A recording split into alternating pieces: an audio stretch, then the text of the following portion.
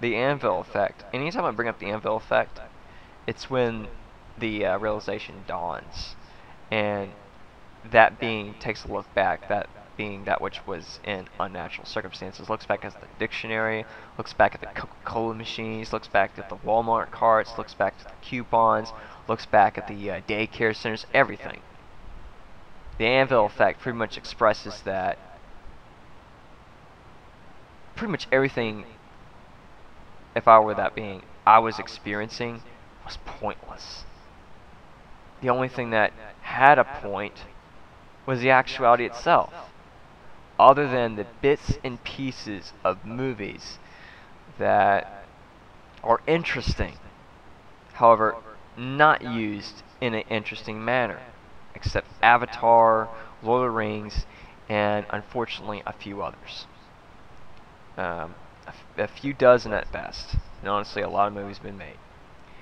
Music, however, has gone much, much, much further than movies, which honestly doesn't make any sense considering that if you translate music into movie form, there you go. You don't even need to make a storyline, make a story based on the music itself. This is what you call music to visual arts. I am breaking this down also, so again, my relevance and my points and expressions are clear and obvious. So that concludes this recording. I wanted to cover this because honestly, go ahead, yawn. Honestly, the whole thing with Larry King and ETs was a bit shot out. I mean, Stephen Hawking's response was just, it was as if he had no area study of ETs, and it was almost as if his expressions were like he just heard about it, and he was just coming up with stuff off the top of his head. Which honestly, I know that's not what's going on, and I'm pretty sure he's just covering up. But if that really was his, if that's really based on him being honest, quote honest, again, persons are going to look back and go, I am amazed. I just didn't even like atomize in the middle of a mall, or dematerialize and come out of a Coke machine somehow as a Coca-Cola with my name on it.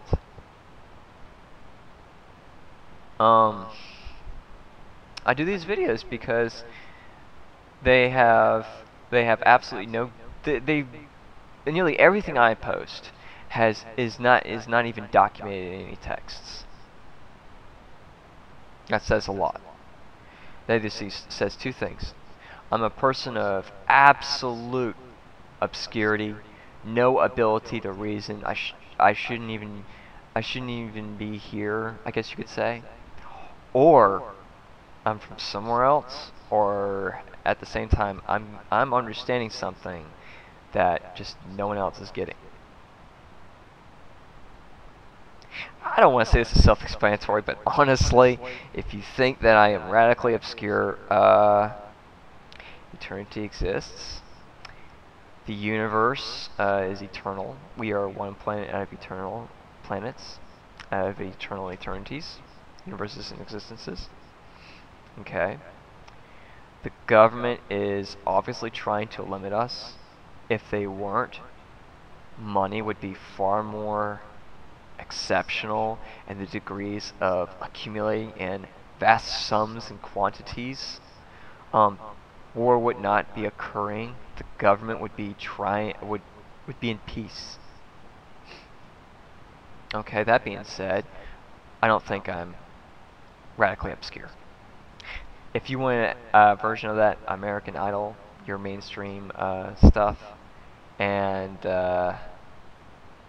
your pop singers that aren't singing about much of anything interesting, and if it's even a singer talking about love, honestly, that word has been abused a bit too much. I love my car. I love chocolate ice cream. I love you so much. But look at the people who claim love to others, and look at the average rate of it breaking off. One word sums it up: being real, being realistic. Set focus in a direction of evolution. Just as we realize and we set our life on a path of harmony and evolution. Simplicity, honesty, and pretty fair to say, full-blown clarity. Where can you go wrong with that? Whereas you have a dictionary that's got tons of defined words, but entirely focused on the reality around us. The dictionary is even unsafe to read. When I say unsafe, it's not like you're gonna catch a virus, but honestly, if you look at this as a viral metaphor, oh gosh, oh wow, there's a lot of people with some dis-eases. I am the Thanks for that.